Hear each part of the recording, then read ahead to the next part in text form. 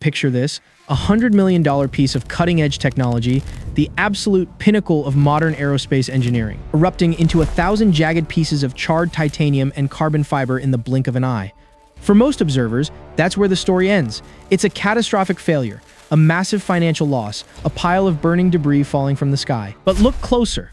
Look at the very heart of that explosion. Amidst the fire and the falling wreckage, there is a sudden, violent streak of light. A small, rocket-powered object tearing through the air at a velocity that defies human reflexes. This isn't just debris, it's a life. This is where the military's most expensive and desperate paradox comes to life. On one hand, you have a machine that cost the taxpayers over $100 million. On the other, you have a single pilot who has exactly 2 seconds to decide whether he lives or dies. It is a system designed to literally blow up a masterpiece of engineering just to give one person a chance to go home. The logic is brutal, yet deeply human. You can always build another jet. You can't replace a soul. It is a multi-million-dollar gamble where the only prize that matters is a heartbeat. But how does a human body survive being shot out of a cockpit at 600 miles per hour without shattering? And what really happened inside that glass canopy just before the world turned into fire? To find out, we need to go back 5 minutes earlier, to the moment the cockpit alarms first started screaming. Let's wind the clock back to exactly 5 minutes before the explosion. Imagine you're in that pilot's seat. At 35,000 feet, the world below looks small, quiet, and peaceful. The steady roar of the Pratt & Whitney F-135 engine provides a deceptive sense of security. Everything feels perfect until it isn't. A strange vibration.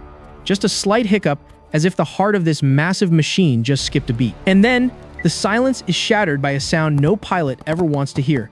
Beep, beep, beep! The master caution light blazes amber on the control panel, reflecting off your visor. On the liquid crystal displays, the numbers start dancing chaotically. Hydraulic oil pressure is flatlining. Exhaust gas temperature is spiking into the red. This isn't a software glitch or a simulation. This is a real-world nightmare at Mach 1. Right now, look at the absolute solitude of a human being in the sky. You are strapped into a 10-ton machine worth over $100 million, hurtling through the atmosphere, and it has just officially become a falling brick. There is no wingman who can reach over and flip a switch for you. There is no shoulder to pull over on. It's just you and gravity, conspiring to drag you into the earth at terminal velocity. The pilot starts running emergency procedures with mechanical precision. Left hand slams the throttle forward, then back to attempt an engine restart. Nothing, right hand grips the stick, fighting to keep the jet from entering a graveyard spiral. Oil pressure low, critical, engine fire confirmed.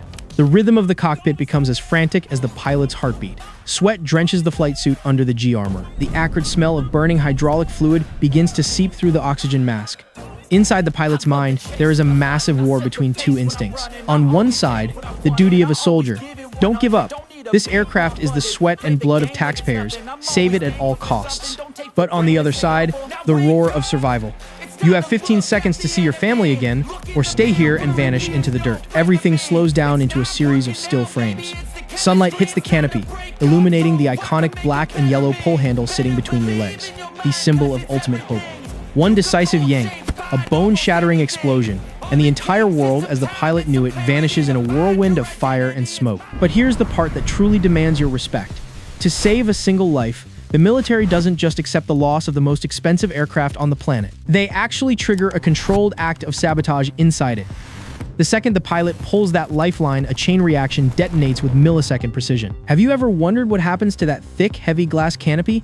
It doesn't just pop off. The military is ready to activate a series of specialized explosive charges to literally shatter $400,000 worth of polycarbonate and titanium framing in the blink of an eye. Why do they do it? Because if that canopy isn't cleared instantly, the ejection seat will slam into it at rocket speeds, and the pilot won't stand a chance. They would rather annihilate a $1 million cockpit structure than take a 1% risk with a human life. Look at this grand paradox. We live in a world where everything is measured in profit and loss. But in that moment, the economic equation is thrown into the trash. $100 million in tax money, tens of thousands of maintenance hours, top-tier stealth technology, it all becomes secondary. The moment that seat clears the airframe, carrying the soul of a soldier into the sky, it is the loudest possible declaration of the code. No one gets left behind. Money can be earned, steel can be forged, but a life is priceless. This massive material sacrifice is the ultimate emotional leverage, proving that the human element is the true center of all military power. But hold on, How does a massive explosion right under your seat not shatter you into pieces? How does a human body survive a force strong enough to make you shorter by a few centimeters while staying conscious enough to pull a parachute?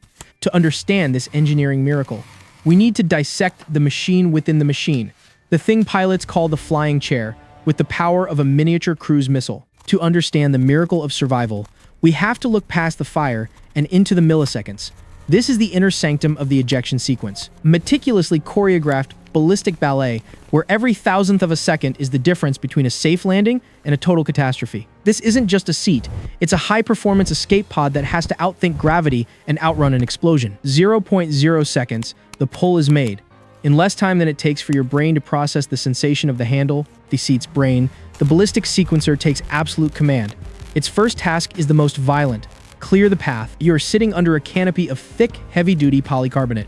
It's built to withstand a bird strike at 500 knots. And now, it's the primary obstacle between you and the atmosphere. Depending on the aircraft, one of two things happens with terrifying speed. In some jets, explosive bolts at the hinges fire, jettisoning the entire canopy into the slipstream. But in others, like the F-35, there isn't enough time to wait for the glass to fly away. Instead, a jagged line of explosives called a Miniature Detonation Cord, or MDC, embedded directly in the glass, shatters the canopy into millions of tiny, harmless granules a fraction of a second before the seat moves. This isn't just about making a hole, it's about neutralizing 40,000 pounds of airflow that wants to crush the pilot the moment they leave the cockpit. 0.2 seconds. The path is clear and the heavy lifting begins. Beneath the seat sits the catapult. This isn't a simple spring. It's a set of nested telescopic steel tubes, precision engineered to expand under immense pressure. A high-pressure ballistic cartridge fires, generating a massive volume of expanding gas. This gas drives the seat upward with a force that would snap a normal chair like a toothpick. But here is the engineering genius. The pressure must be metered. If the onset rate, the speed at which the force hits your body, is too instantaneous, your skeletal structure would simply crumble. The catapult tubes expand in stages, accelerating you out of the cockpit just fast enough to clear the tail fin, but just controlled enough to keep your spine intact. As you move up the rails, leg restraints snap into action. High-strength nylon cords pull your legs back against the seat, ensuring they aren't caught on the instrument panel as you launch. Every limb is secured, tucked in for the most violent ride of your life. But what happens if you're sitting on the runway? Or flying dangerously low? In the early days of aviation, low-level ejections were a death sentence. You simply didn't have enough altitude for a parachute to open. Enter the 0-0 capability, 0 altitude, 0 airspeed. As the catapult reaches the end of its stroke, it triggers the sustained rocket motor mounted at the base of the seat. This isn't just a nudge, it's a sustained, roaring burn that lofts the pilot hundreds of feet into the sky, even if the jet is standing perfectly still on the ground. This rocket motor is vectored. Modern seats use high-speed processors and gyroscopic sensors to detect the aircraft's pitch and roll at the moment of ejection. If you are ejecting from a rolling aircraft, or if you're upside down, the seat fires miniature steering nozzles to flip you upright, fighting against physics, to give the parachute the time and space it needs to blossom. It is a machine that fundamentally refuses to let the pilot die. 0.5 seconds, you are clear of the airframe, but now you're a human brick hurtling through a hurricane. At 600 miles per hour, the air doesn't feel like air, it feels like solid concrete. To prevent the seat from tumbling uncontrollably, which would subject the pilot to lethal centrifugal forces, the drogue chute is deployed. This is a small, heavy-duty parachute that acts as a stabilizer in the sky. It anchors the seat in the slipstream, pointing the pilot's feet into the wind and preventing a flat spin that could cause a blackout or even death from G-force alone. The seat's unblinking electronic eyes, using miniature pitot tubes to measure airspeed, decide exactly when to release this drogue and move to the next phase. Now, let's talk about the physics of endurance. This is the part they don't show you in the movies. During that first second, you're pulling between 12 and 20 Gs for a split second. A 200-pound pilot effectively weighs 4,000 pounds. Your blood is forced away from your brain, your vision narrows to a pinprick, and your internal organs are pinned against your ribcage. But the most significant impact is on the spine. It is a documented medical fact. Pilots who eject often lose an inch or more of height immediately following the event.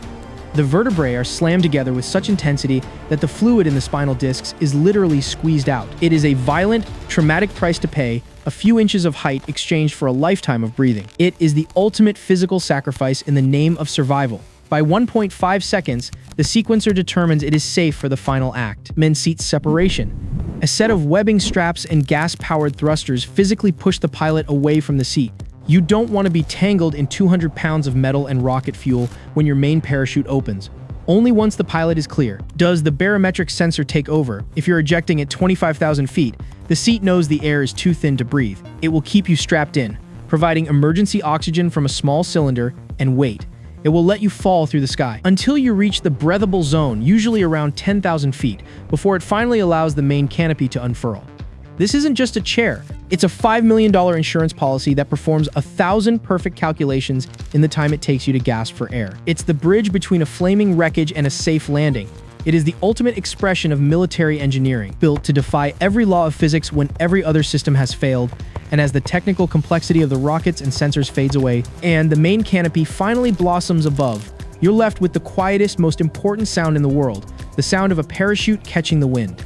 But as the pilot drifts back toward the Earth, the mission shifts from a battle of technology to a battle of survival. So at the end of the day, that flying chair isn't just a piece of mechanical hardware. It's not just a collection of rockets, sensors, and ballistic nylon. It is a golden promise, a blood oath etched in titanium that the military makes to every man and woman who climbs into a cockpit. It says that no matter how hostile the sky becomes, no matter how many millions of dollars are turning into scrap metal, you are the priority. Imagine that pilot drifting down through the clouds, the silence only broken by the snap of the parachute catching the wind below him. $100 million masterpiece of engineering is nothing more than a column of black smoke on the horizon.